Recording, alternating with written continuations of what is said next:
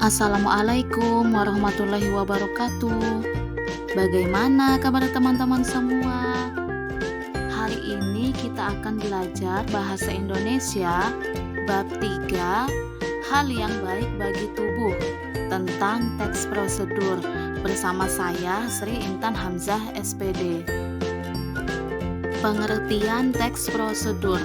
Teks prosedur adalah teks yang memberikan petunjuk, panduan, atau instruksi untuk melakukan sesuatu. Teks ini membantu kita untuk memahami dan mengerjakan sesuatu dengan tahapan-tahapan yang benar. Teks prosedur dapat berisikan ajakan, perintah, atau larangan. Teks prosedur berbeda dengan tip ya. Jadi, tip merupakan saran-saran praktis tanpa urutan tertentu agar orang berhasil melakukan sesuatu. Jadi sangat jelas perbedaannya ya. Nah, kalau teks prosedur dapat disajikan dalam bentuk gambar atau grafis. Informasi yang tersaji dalam bentuk gambar disebut dengan infografik. Nah, jadi di sini sudah ada contoh tip waktu makan yang ideal. Makan pagi, waktu idealnya adalah pukul 7 sampai 8 pagi. Makan siang, waktu idealnya adalah pukul setengah 1 sampai jam 2 siang. Sedangkan makan malam, waktu idealnya adalah pukul 6 sampai pukul 9 malam. Untuk lebih jelasnya nanti bisa kalian baca sendiri ya mengenai tip waktu makan yang ideal. Nah, di sebelah kanan sudah ada contoh teks prosedur cara mematikan komputer. Jadi, setelah selesai digunakan, komputer harus dimatikan. Sama seperti prosedur menyalakan komputer, cara mematikan komputer memerlukan prosedur agar komputer tidak cepat mengalami kerusakan. Nah, jadi di sini sudah ada langkah-langkahnya ya. Tujuan dari teks prosedur adalah menjelaskan kegiatan yang harus dilakukan agar pembaca dapat secara tepat dan akurat mengikuti sebuah proses membuat sesuatu, melakukan suatu pekerjaan, atau menggunakan alat. Dalam teks prosedur terdapat kata-kata fokus.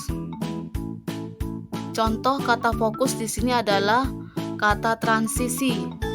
Transisi adalah peralihan dari keadaan atau tempat tindakan dan sebagainya. Misalnya, contoh dari kata transisi. Masa remaja adalah transisi dari masa kanak-kanak ke masa dewasa. Contoh kata-kata fokus yang kedua adalah produk pengolahan susu. Produk olahan susu adalah makanan atau minuman yang diolah dari susu sapi. Contoh dari produk olahan susu di sini ada es krim, yogurt, dan susu. Kata-kata fokus yang ketiga adalah kata kudapan.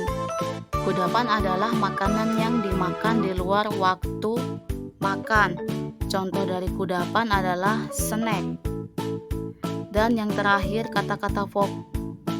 Dalam teks prosedur terdapat kata-kata fokus. Contoh kata fokus di sini adalah kata transisi. Unsur kebahasaan dalam teks prosedur. Pada teks prosedur, langkah-langkah panduan dapat dihubungkan dengan kata penghubung seperti kemudian, berikutnya, dan setelah ini. Terkadang penulis menggunakan kata-kata tersebut terlalu sering sehingga diperlukan pelesapan. Pelesapan adalah penghilang atau bagian tertentu yang sama dan sudah disebutkan pada kalimat sebelumnya.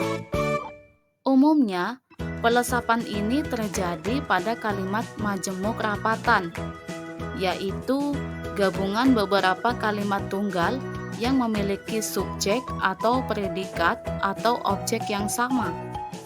Perhatikan beberapa contoh pelesapan dalam prosedur membuat puding di bawah ini.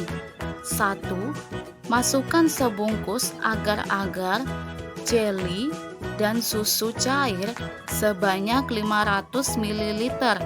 Kemudian aduk sampai larut dalam air. 2. Masak di atas api. 3. Tambahkan gula, kemudian aduk terus selama 30 menit. 4. Setelah mendidih, matikan api. Kemudian aduk lagi selama 1 menit. Pudingmu sudah jadi. Dan yang terakhir, tuang puding dalam cetakan. Berikutnya, setelah agak dingin, simpan dalam lemari es. Setelah kita perhatikan, dari 5 kalimat di sini terdapat pelesapan atau pengulangan kata seperti kata agar, jeli, dan susu. Untuk lebih memahami tentang pelesapan dalam teks prosedur, maka perhatikan kembali contoh di bawah ini. Setelah dicuci bersih, olesi jagung dengan mentega dan kecap manis pedas. Setelah jagung dibumbui, bakar jagung di atas api. Nah, itu kurang tepat. Maka diperlukan pelesapan menjadi, setelah dicuci bersih, olesi jagung dengan mentega dan kecap manis pedas lalu dibakar di atas api. Bisa kita lihat ya, kata-kata jagung dihilangkan karena terlalu boros untuk digunakan pada kalimat sebelumnya. Selanjutnya, dalam teks prosedur terdapat kalimat ajakan dan kalimat perintah. Kalimat ajakan ya berarti kalimat yang mengajak seseorang untuk melakukan suatu tindakan. Pada teks prosedur, kalimat ajakan ini dapat berupa kalimat perintah. Nah, sedangkan kalimat larangan berarti kalimat yang menunjukkan larangan untuk melakukan suatu tindakan. Jadi di sebelah kiri sudah ada contoh kalimat ajakan. 1.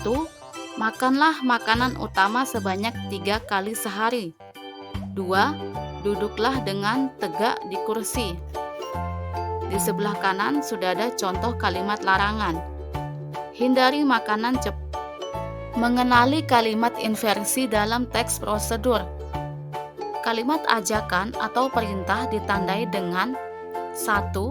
Akhir kalimat dapat diakhiri dengan partikel lah atau kan. Kalimat perintah dapat berpola inversi, yaitu kalimat diawali dengan predikat P, lalu subjek S, seperti contoh di bawah ini.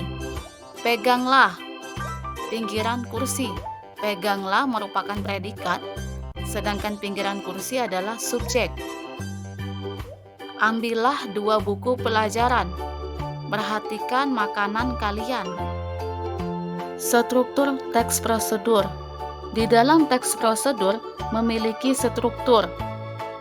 Di antaranya ada pendahuluan untuk mengajak pembaca melakukan kegiatan yang akan dijelaskan. Kedua, terdapat informasi mengenai peralatan dan bahan. 3. Terdapat langkah-langkah dengan perincian cara, waktu, dan bahan untuk diikuti. Dan yang terakhir, struktur teks prosedur dapat memiliki bagian penutup yang mengulang ajakan kepada pembaca untuk melakukan kegiatan.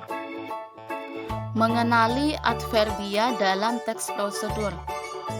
Kata keterangan atau adverbia adalah kelas kata yang memberikan keterangan kepada kata lain seperti kata kerja atau verba dan kata sifat atau adjektiva. Kata keterangan yang sering digunakan pada teks prosedur adalah kata keterangan cara, keterangan alat, keterangan tujuan, dan keterangan jumlah. Keterangan cara di sini ada contohnya. Cucilah buah sampai bersih. Tumbuk semua bahan itu hingga hancur dan tercampur rata. Contoh keterangan alat. Hancurkan semua bahan dengan blender atau mesin penghancur. Masukkan sorbet ke dalam wadah tertutup. Contoh keterangan tujuan. Masukkan ke dalam lemari pendingin agar beku. Ingatlah untuk selalu melakukan peregangan agar tubuh kalian ringan, tidak kaku dan lentur. Yang terakhir, contoh keterangan jumlah. Sisihkan buah cincang sebanyak 1 mangkuk. Bekukan di mesin pendingin minimal selama 1 jam. Ulangi cara yang sama 2 kali. Terima kasih sudah menonton video pembelajaran dari saya ya. Semoga bermanfaat untuk kita semua. Jangan lupa like, comment, share, and subscribe ya.